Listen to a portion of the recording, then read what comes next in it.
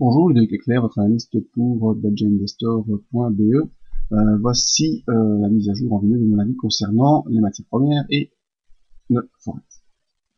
Tout d'abord, commençons par l'euro-dollar. Eh bien, l'euro-dollar, comme prévu, est revenu une nouvelle fois sur la zone des 1,34 et a fait cette semaine aux alentours de cette zone, compris entre sa M20 et le support des 1,32,9, disons 1,33, et la zone des 1,34.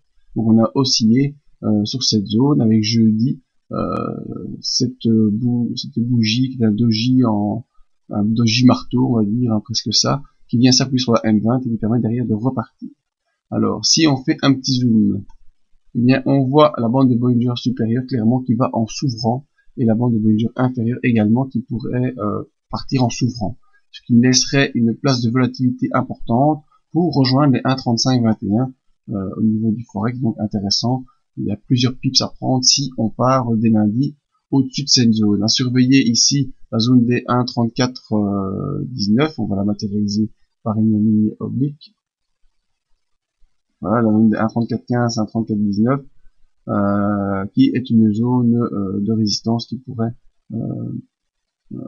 jouer un rôle dès lundi. En tout cas, si on clôture lundi au-dessus de cette zone et qu'on va titiller la bande de Bollinger supérieure, on est en train de partir dans une impulsion qui pourrait nous conduire vers les 1,35,21.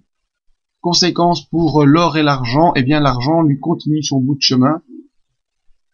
Hop, continue son bout de chemin et bel et bien passé au-dessus de cette ligne verte, comme je vous l'avais dit, qu'on allait continuer ce trajet. Eh bien on continue et on s'en va rejoindre ici cette ligne rouge, une ligne d'inversion importante au niveau moyen terme, aux alentours des 25. L'objectif des 22,64 étant largement atteint, dépassé et a été testé comme pullback. Eh bien on peut poursuivre la route en direction des 25$. Idem sur l'or qui s'en va également rejoindre probablement les 1500$ si cette zone ici est franchie. Voilà. La zone des 1413 qui était l'ancienne zone de résistance. Si on arrive à la franchir, ce qui semble pouvoir être le cas au vu de l'ouverture des bandes de Bollinger et des indicateurs, vous avez mis la dernière fois ce non-croisement MACD, toujours très intéressant de votre trading, quand vous voyez ce genre de non-croisement baissier, et bien derrière vous voyez qu'on accélère toujours très fort. Donc l'or haussier en direction des 1500 selon moi, si on passe les 1413. L'argent, j'ai pas fait de prévision exactement, mais on pourrait continuer avec comme objectif ici, vous voyez les 26,35 si on arrive à passer cette ligne oblique aux alentours des 24,5$. Et donc l'euro-dollar également pourrait tenter une impulsion haussière si on passe au-dessus des 1,34,17 en direction des 1,35,21.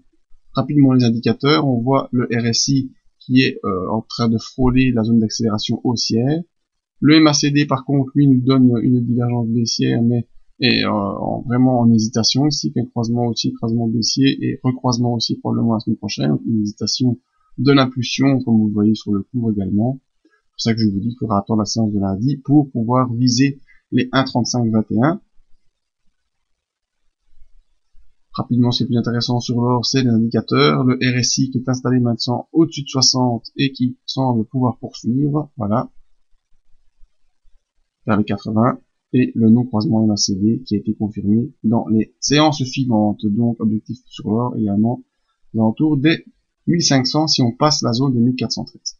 C'était mon avis sur le Forex et les métaux précieux. Vous pouvez me rejoindre sur le site pour voir l'avis sur les indices. Et je vous souhaite une bonne semaine.